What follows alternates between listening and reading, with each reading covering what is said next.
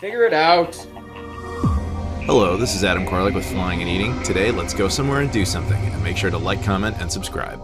Hey guys, it's Adam here. On the previous episode of Flying and Eating, Jesse and I went to Seattle, Washington. We had a great time doing a whole bunch of touristy stuff. We hung out with our friends, Candace and Jean. They were cool enough to put us up. In fact, you could see Candace here feeding a bunch of squirrels because she's kind of got a Snow White thing going on. We hung out with Kelsey Lewin, and we all went out and got Korean food. But today is a new day in Seattle, and we have a few things planned. We're going to go to Pike Place Market and all that sort of stuff, but we've also got to take care of some business. So we're getting ready to go to Canada, which means we have to do a PCR test, at least at the time we're recording this. That's a requirement to get into Canada. You need a negative PCR test. I talk about this a lot in the Montreal video, but basically that's what's required. You have to go get, in the US they're free, you just kind of have to Google and find out a place that'll do it. Now, it's a pretty simple procedure once you go ahead and do it. We just came back from doing it actually. The hardest part is actually like finding a place and registering on their website. Once I did that, it was like, oh, your time is this time, and we're like, well, that's way too late in the day for us, but let's just go over there. And once you actually get there and you're like, yeah, I'm in the system. Can I do it now? They're like, yeah, that's fine, who cares? And he wasn't even in the system, and they're like, yeah, you got a +1, who cares? So it was relatively simple. You take the thing, you swab, whatever. So now we're just waiting for our results, which should take about 24 hours, hopefully, because the goal is to go up there tomorrow. So we're doing a little bonus pit stop for you. This is a place called Katsu Burger. Now, if I recall correctly, this is a chain that really only exists like in the Seattle area. We went here, whatever it was, last time we were here. Yeah, and I remember this place being absolutely ridiculous. You liked it, didn't you? It was massive. Well, it's not just burgers. It's basically like Japanese food inspired to become the shape of burgers. It's pretty amazing. Yeah, it was a really good thing. Obviously, we're not eating it right now, but I do recommend it if you ever get the chance to go to one. Okay, we're moving on. We're going to go get some breakfast at 85 degrees, which we've obviously had before. Still loving that. Candace is in the car with us. And we're going over to Kelsey's. I had something for her that I forgot to give her last night that Kay gave us in Portland. It's a Sega Saturn mod chip. I mean, this is what us nerds do. Let's get together and I'll give you a mod chip for your Sega Saturn. Cuckoo, get you! Okay, so we got our 85 degrees. I just had my chocolate cream cheese explosion of happy. Actually, there's a second one. This one's for Kelsey, but you guys can get a sense of what it looked like. Just inside, just cream cheese amazingness. Cranberry cream cheese. Then, of course, we have our strawberry things, which we're going to go enjoy with some coffee that was recommended by Candace. So what's the deal with this? So we learned about it from a friend who is also Brazilian, and I've been looking for a place that's Brazilian out here. It's called Quitanda Açaí and Espresso. They are a little Brazilian place that does like typical coffees and cold coffees, and they do like pastries and little handheld things like coxinhas and things like that, and it's freaking delicious. They make sandwiches with pão de queijo, and yeah, it's good. They have a few locations, but this one's close, and I'm getting a Brazilian shake. So what do you recommend that us as noobs, we just want coffee. I want coffee. I don't know what Jesse wants, but do you have a suggestion? You're picky, so I would go with one of their like black coffee options, since you're a very simple man with your coffee. I'm simple yet picky. You are. It's a very weird. That's my new Twitter bio, simple yet picky. Okay. There we go. Jesse, I'm going to say you do what I do and get the Brazilian coffee shake with 2 shots of espresso. That sounds great. All right, I did not pay attention. What am I going to... You're just going to probably ask them for an Americano or something. Fuck that! It's freaking delicious. And it has 2 shots of espresso in it. We're going to be nice and charged. Good, because you need it in this state. Mm-hmm. Hey guys, look, we can get authentic Hawaiian star puke. What? What happened? Oh, okay, yeah. So we just dropped the pastries off at Kelsey's. Now we're heading into Seattle, and we've got our coffees, as we talked about. Mine is good. It's black coffee. Black coffee. This is pretty amazing. So we're not going here today, but Marination. This is probably my favorite restaurant in Seattle. This is a great, like, Korean Hawaiian fusion place. I recommend the kimchi rice with pork. It's really good stuff. So we are walking up to Pine Streets. We're on Pine and 6th. This is the faux Pike. This is not the real Pike. We need to get to Pike Street because we're not going down this one or that one. We're going on further. If you've never been to downtown Seattle, it's a very walkable city. The hills are not too bad. I like that. You ever been to one of those? Spin? There's one of those in Manhattan. They're like ping pong nightclubs. Sega took me to one a few years ago. They're pretty neat. If you ever go there, it's literally what it sounds like. It's just ping pong and like an open bar. We have made it to Pike Street. Now, if you're ever here, probably if you're a nerd like myself, you might be here for PAX West. That is the Washington Convention Center. That's where PAX West happens. There's a whole bunch of stuff over there. Don't go to the Cheesecake Factory. That one in particular makes everyone sick for some reason. There's a Subway around there. A lot of Starbucks, as one would be expecting. A lot of good restaurants. But as always in Seattle, you stick to Asian food because that's just amazing here. A lot of hotels around this area. Of course, the Sheraton right there. But anyway, we're going down there. I found the rarest thing in Seattle. You ready? I am. You'll never, by the way, it's just everybody watching this, you will never find one of these. This is like the only one. It's a local thing called Starbucks. You'll almost never see these. They're very rare in Seattle. It's kind of crazy. I can't believe we even found one. It's a Starbucks. Starbucks, yeah, that's I believe how the locals pronounce it. I once helped a homeless woman in a wheelchair. She was trying to get from there to down there, and I just pushed her along the whole thing. There you go. So as we come up to Pike Place Market, I'm gonna throw something out there that maybe 6 people in the entire world are gonna understand. If you guys remember, a few years ago, Bethesda made a special blue soda in honor of Fallout. Now, they actually had the party for that right here. I was a guest at the party. We got to hang out up there. They would give away the free soda. Now that soda is apparently like super rare and valuable, but for like the 6 people in the entire world that even know about that, this is where that happened. This is where that soda came from, this Hard Rock Cafe right by Pike Place Market in Seattle, Washington. They actually have a bottle of that now down at the National Video Game Museum in Texas, and it came from right here. So this is Pike Place Market. This is the one you've seen a million times. Nice little area. A lot of, obviously this is a super touristy area. We'll give you guys a little bit of a tour inside in just a minute, but it's pretty cool. So here we are at the first Starbucks. This is the OG, the original. And thanks a lot to Blue Truck Guy for blocking one of the most obvious tourist spots in the city of Seattle. But anyway, we're gonna go over and check out some stuff in Pike Place Market here. Now, if you've never been here, this is OG. This has got a lot of just random like kitschy type of stuff, a lot of food. It's better in the summer because there's a lot of cheap fruit and cheap vegetables. Oh man, I remember buying like whole little like cylinders of cherries for like 50 cents. It was great.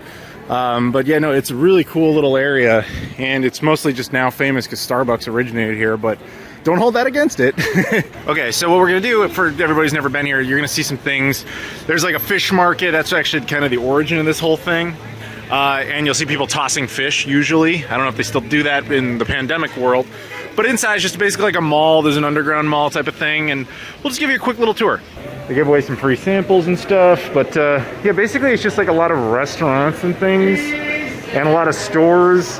Down in that direction is a lot more like, you know, jewelry type of stuff, but there's actually like a comic book store downstairs, restaurants, and all just sorts of just stuff. It's just a, you know, a market. Lower levels, explaining everything that's around. There you go. Well, a lot of t-shirts and things like that. Like I said, stores, it's food, you know, it's a touristy hotspot. It is what you would expect. One of the best features though is if you decide you don't want your kid anymore, they have a place to get rid of it, I suppose. I found this really great fish sauce called Fuck You. Get it? Got this like little candy shop and kitschy places, Polish pottery, Taj Mahal Emporium.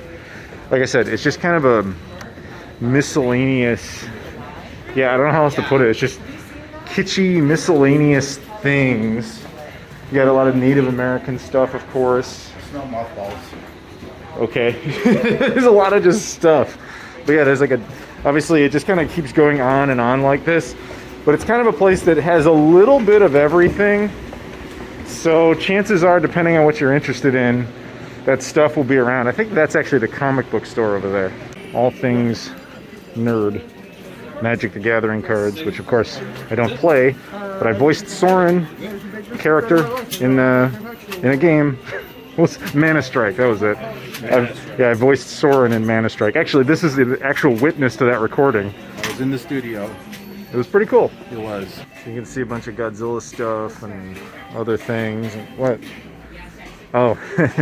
Yes, that's me. How are you doing? Can I tickle your balls? So you've got other things like magic shops and things like that, market coins. There's more stuff down there. But I think you guys get it. If you're a tourist, it's kind of a necessity to come to this place. This right here is our food goal for today. Beechers Handmade Cheese. They do macaroni and cheese. They make a lot of stuff on site. This is pretty sweet. There's only a couple of locations in the entire world. I think there's one in Manhattan still, but outside of that, you don't see this much. And it's got a Willy Wonka's type of factory type of thing over here. Very neat. A lot of good stuff in this place. And you get little samples and all sorts of stuff. Cheese. We're gonna get a mac and cheese for sure. So I ended up getting the kimchi grilled cheese as well as a 8-ounce world's best mac and cheese. But really, you can pretty much have anything here and it's gonna be awesome. So there it is, my mac and cheese. I'm waiting on my sandwich, but much excited. Thought I'd show you guys some of the pre-made stuff. They've got cheese curds, of course. Looks good. Lots of great stuff in here. Highly recommended. Thought I'd show you guys some oddities. Look at this traditional goat's milk caramel salted bourbon. Just honey and stuff, but lots of just oddities. This place, I'm telling you. So when they open it up to pull the sandwich out, before he does that, he then wipes the sandwich on the griddle to get all of the goodness onto the bread. And there it is, the kimchi cheese sandwich. You excited? I'm very excited. Yeah, I think this is gonna be good stuff. Actually, it was funny. They had like a little tour guide come out and was explaining how the cheese works, like at what temperature and all that stuff. And yeah, I'm telling you, this place is legit. Man, this is really, really good. The kimchi really balances very well with the cheese and the bread. It's a great sandwich. All right, go ahead, Jesse. Let's see what you think. Look at that. Wow. Do it, son. Give it the little flip. Oh, yeah. Oh. Well, and the main port is LA. What do you got for me, son? You like it? Yeah, he doesn't even want to talk. He just wants to eat it. He just wants to eat. I don't blame him.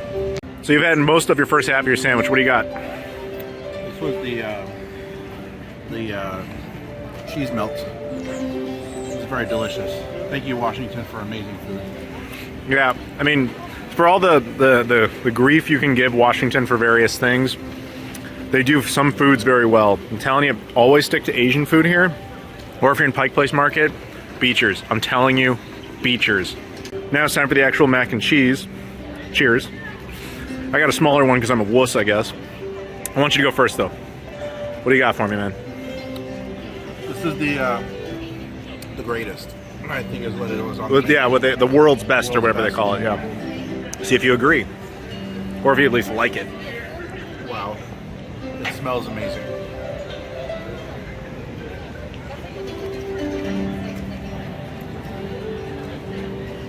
I'm gonna agree. This is definitely the best I've ever had. Really? Now he has a friend who actually like makes mac and cheese almost professionally. Johnny, you need to up these guys. But yeah, there's like a little bit of like a bacony note to it, and then the cheese is cream. Quite amazing. Look at that. Look at that. Oh man. About to dive in. See, it's not just mac and cheese. It's like the cheese is like a sauce almost. It's like a creamy sauce. And you see those little red bits? There's a little bit of pepper in there. A little bit of spices. Gives it a little kick. Very mild, not like intense. If you're like, oh, I don't like spicy, trust me, you'll be all right with this. Oh, it's perfect. It's just flavoring. It's fantastic. I had missed this. I had this a couple years ago at a PAX West. And every time I came back, it was either closed or I just didn't have time for it. So I haven't had this for years. So I'm really glad Jesse got to share this experience. Oh yeah. It's like a hug for your stomach. It's delicious. It is good stuff. I think we've said enough about Beechers, though. If you ever get the chance, go to a Beechers. The one here, like I keep saying, I think there's one in Manhattan. I think they have a third location somewhere. But this is a treat for you. If you of course, you like cheese. So on the other side of Pike Place Market, on First Street, you'll see a bunch of good restaurants. Things like, you got a lot of Middle Eastern cuisine. Falafel King looks pretty good. I remember there being, I think it was a Mexican place that used like all organic stuff. And I guess, ooh, a Canadian-themed restaurant. Ooh, very exotic. Maple. You know how far Canada is from here. You know. But no, just yeah, the Maple Empire.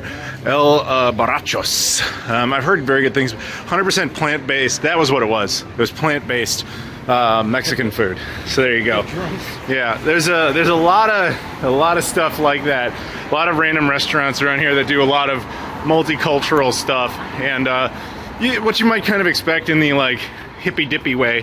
New Saigon Vietnamese restaurant. I actually ate there a couple years ago. It's pretty decent. I've had better pho, but you know, it's good stuff. If you're looking for pho and you're in Seattle, you can do worse.